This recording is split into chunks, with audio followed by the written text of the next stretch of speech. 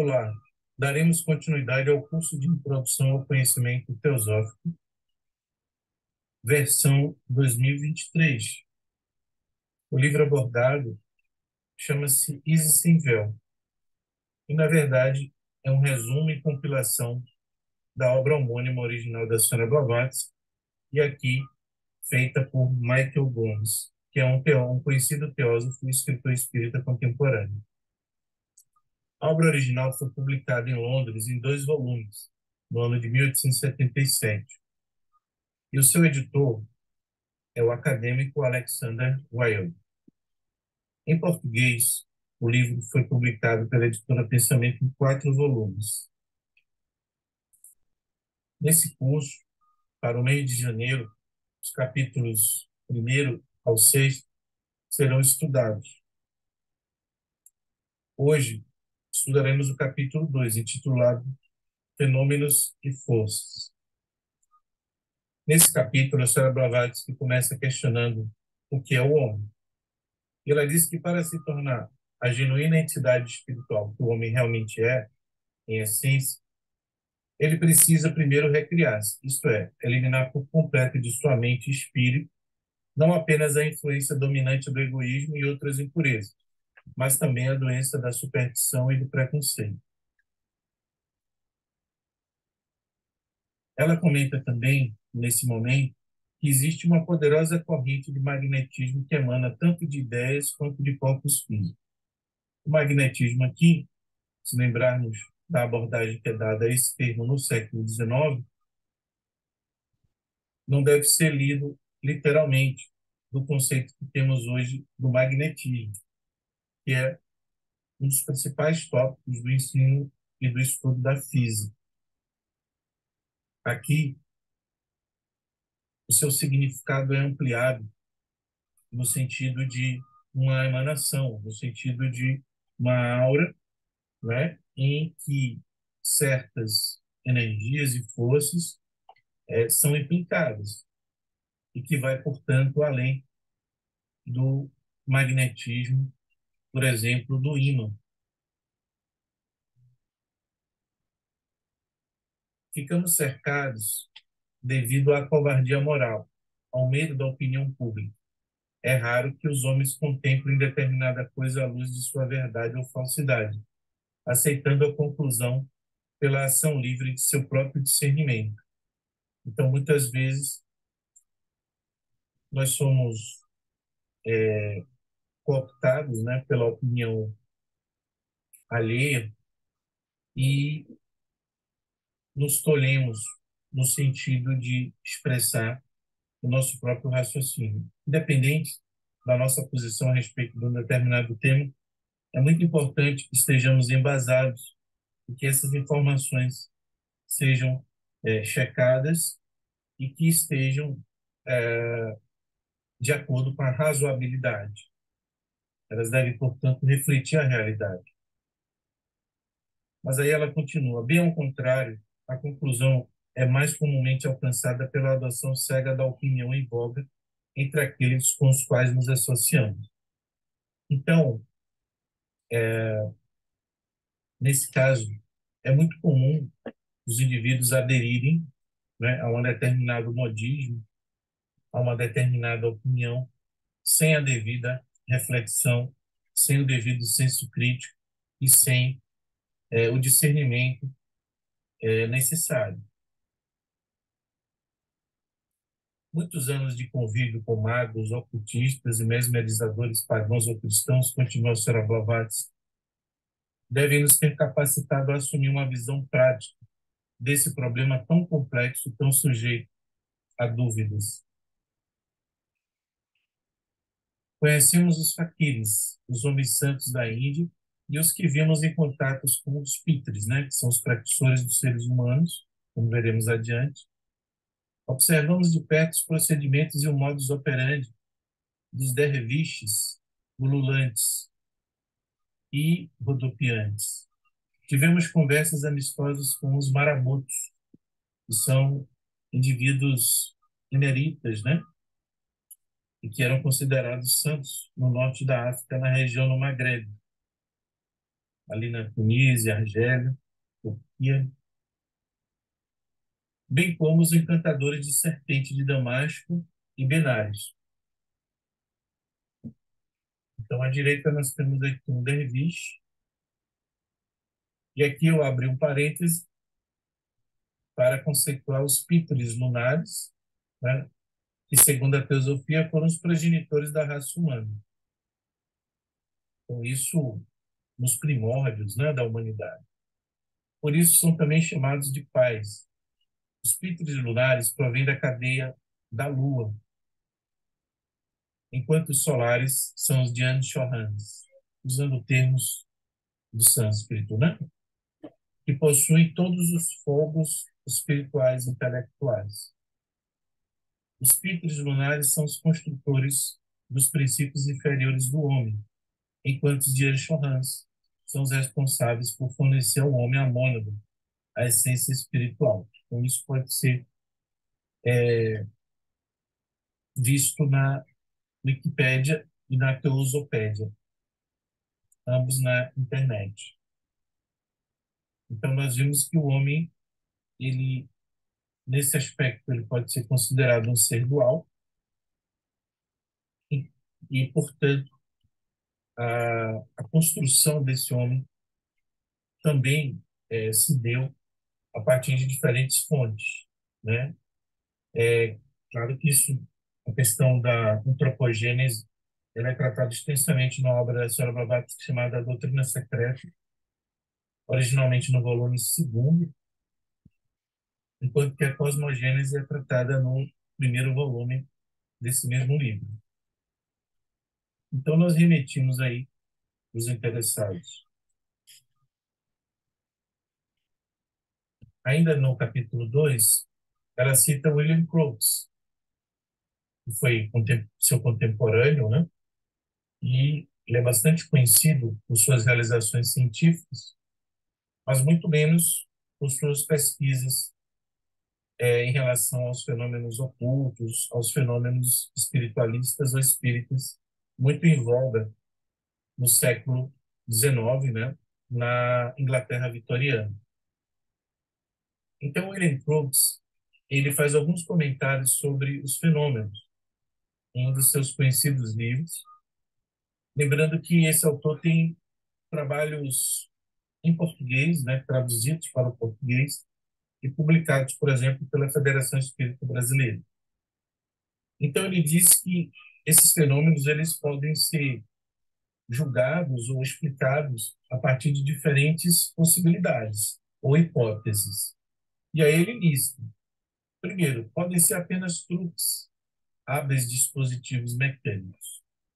Pode ser apenas uma ilusão ou mania coletiva, a ação cerebral consciente ou inconsciente dos indivíduos envolvidos. Quarto, na hipótese da existência da mediunidade, pode ser o espírito do médium, com ou sem os espíritos de pessoas presentes. Então, apesar de ser um fenômeno, entre aspas, né, usando uma terminologia que veio depois, né, desse período, o fenômeno paranormal, esse médium ele seria veículo de si próprio. Aqui está a possibilidade, a ação de espíritos maus contra o cristianismo. Essa foi uma das hipóteses levantadas pelo clero de então. A sexta possibilidade, ações de uma ordem diferente de seres, invisíveis e imateriais para nós. Podem manifestar sua presença ocasionalmente e conhecidos em quase todos os países e épocas.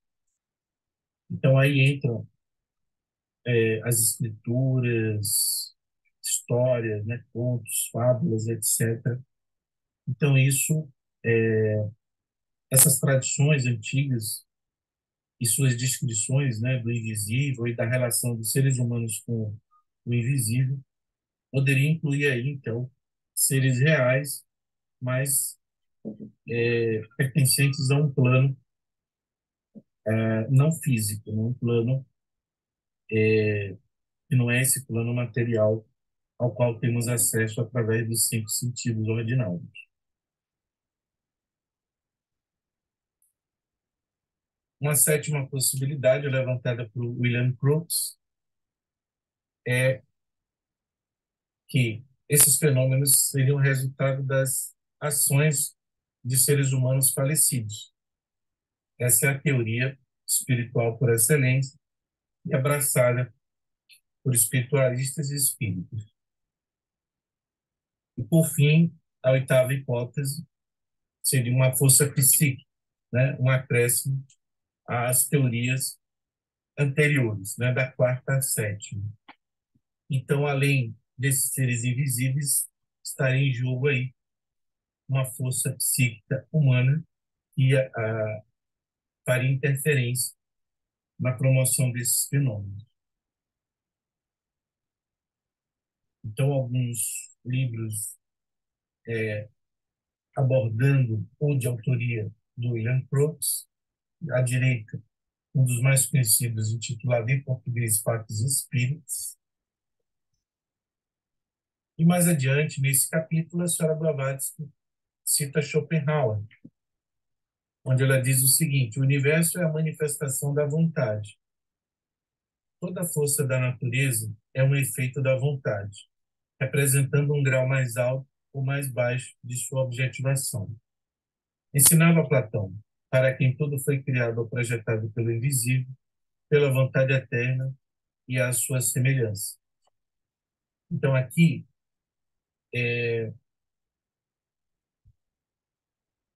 a gente vê um extrato, né, da ideia de Schopenhauer a respeito da vontade. Ele é considerado o filósofo da vontade.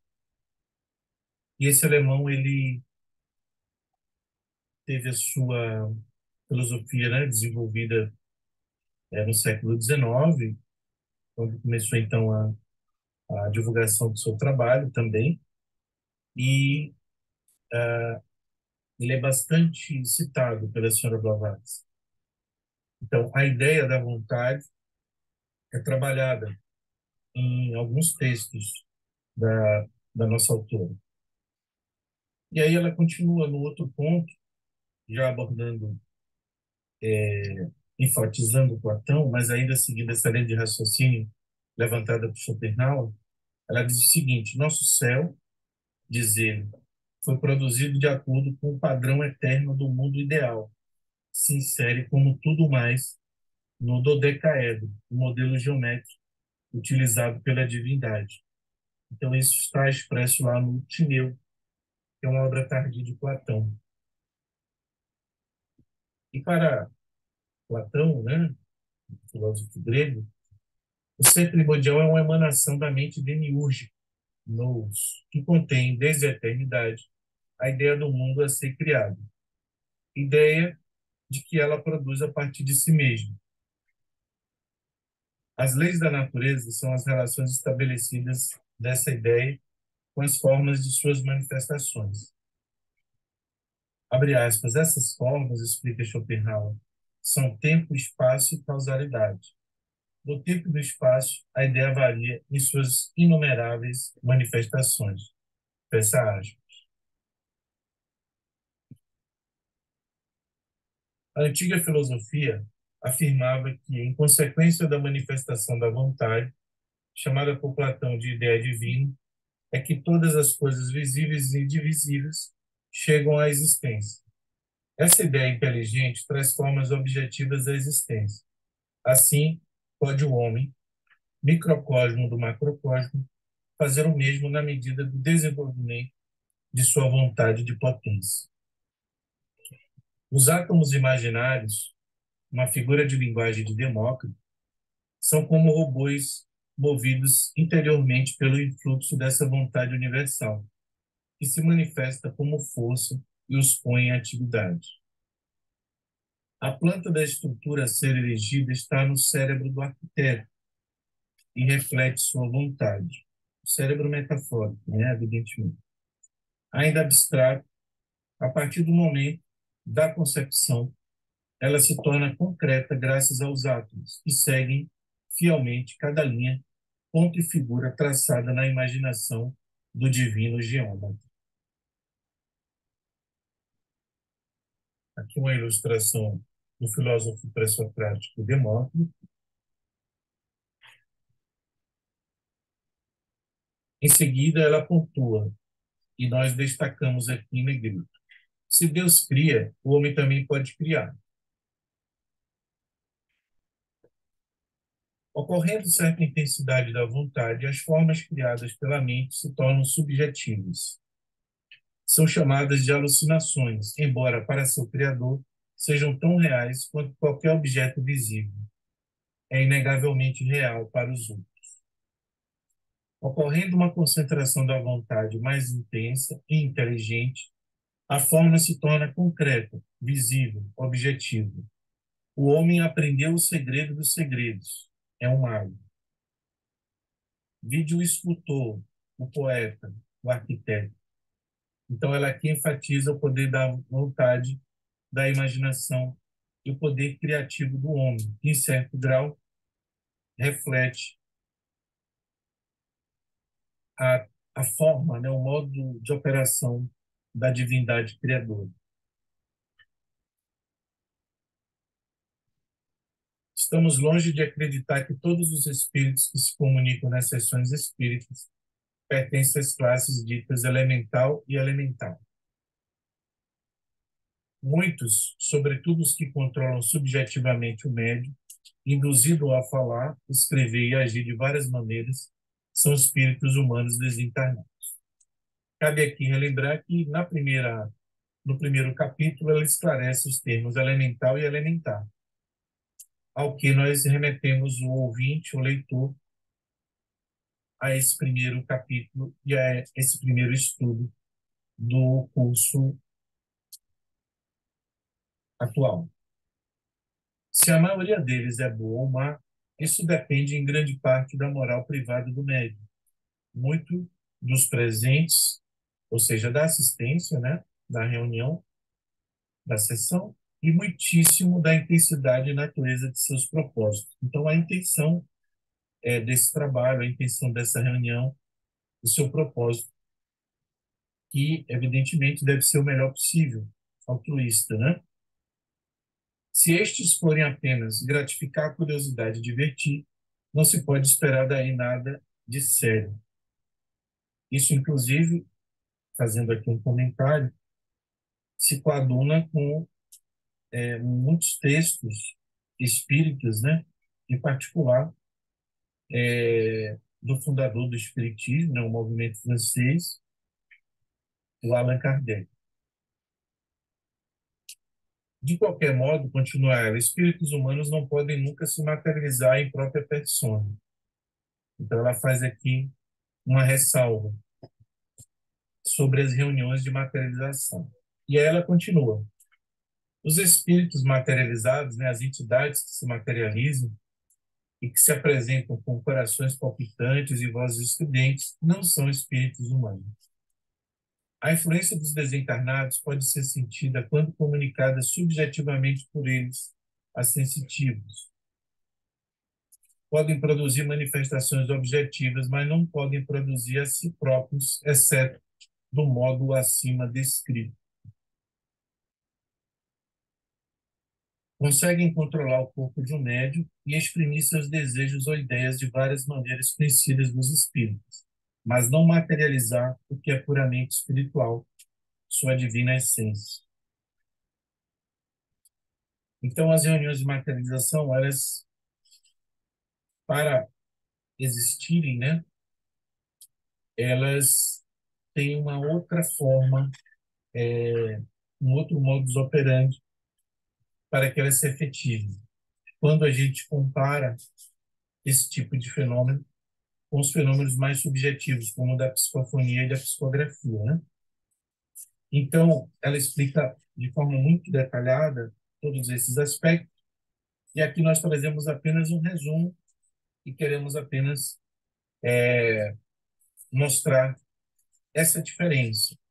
Os detalhes e a explicação sobre essa dicotomia, né, fenomênica, podem ser encontradas em suas obras, nas obras da senhora Blavatsky, seja em Sevel ou em diferentes artigos.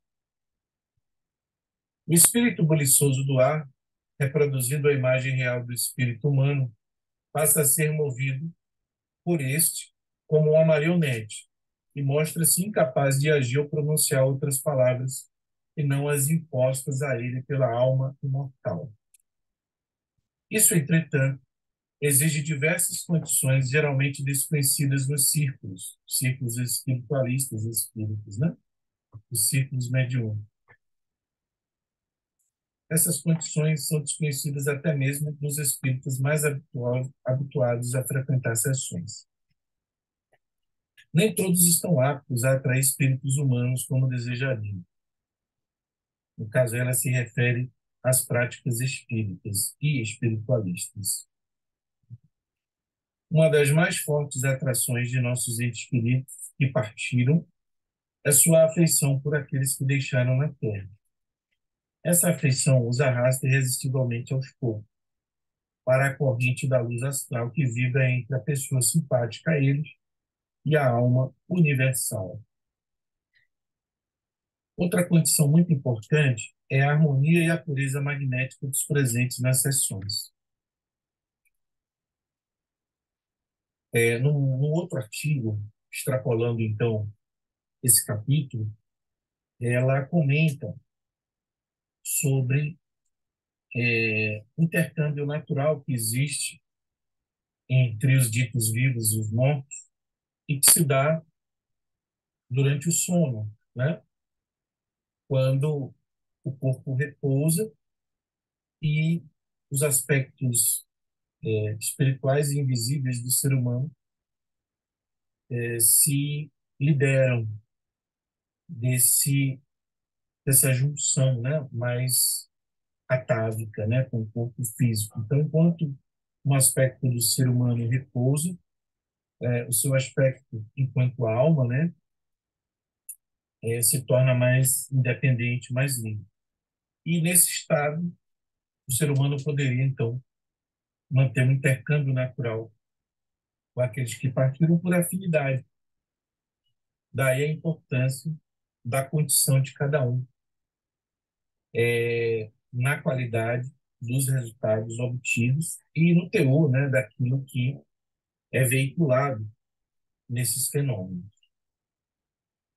As figuras materializadas, ela então volta a comentar sobre as reuniões de materialização, não eram as formas das pessoas que aparentavam ser. Eram apenas suas estátuas e retratos, construídas, animadas e operadas por elementares.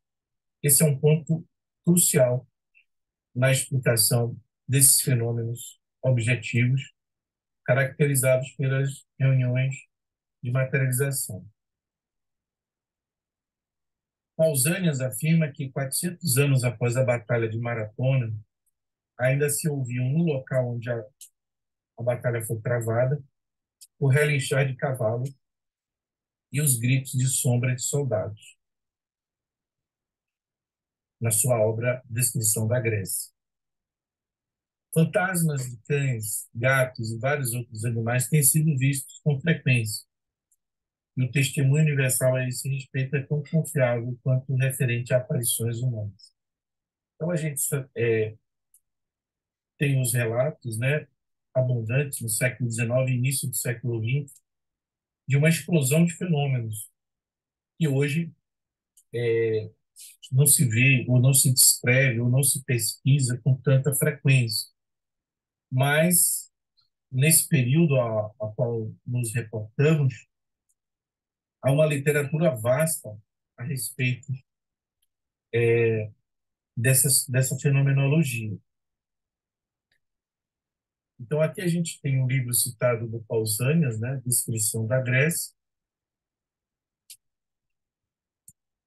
Ela continua agora já citando um autor mais recente, né, do Renascimento, ali, final da Idade Média, que é o Paracelso, que é considerado, né, o pai da alquimia.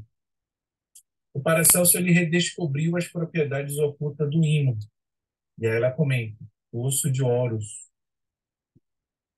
que 12 séculos antes de sua época, ou seja, séculos antes do período de Paracelso, havia desempenhado um papel importante nos mistérios teúrgicos, tornando-se o fundador da escola do magnetismo e da magicoteurgia medieval.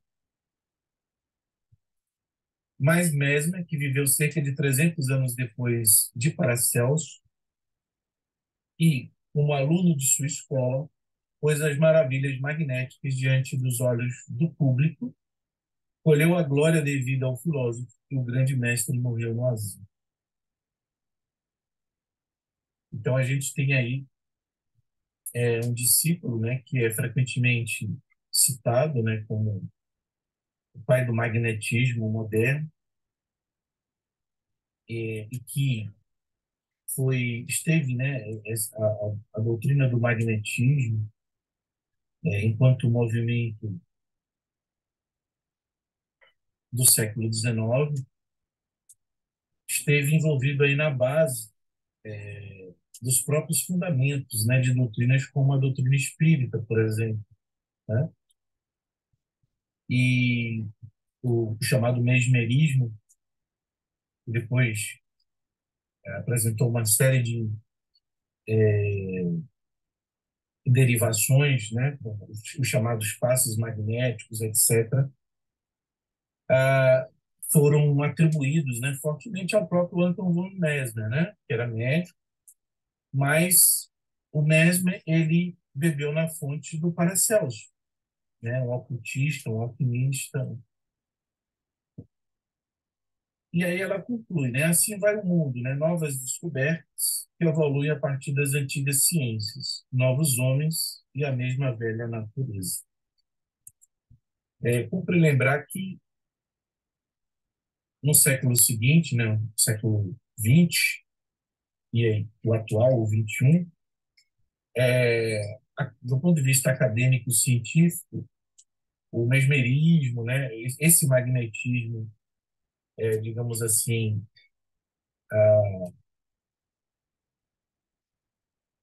não acadêmico, né, ele perdeu força, né, e passou a ser questionado, mas os terapeutas e adeptos de movimentos espiritualistas, espíritas, ainda o estudam, né, estudam esses fenômenos, estudam mesmo e tentam aplicar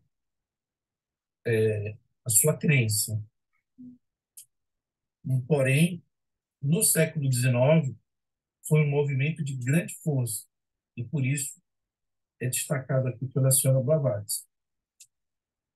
Então, nós temos aí à esquerda uma representação típica, clássica, né, do Paracelso, e à direita o Mesmer. Obrigado.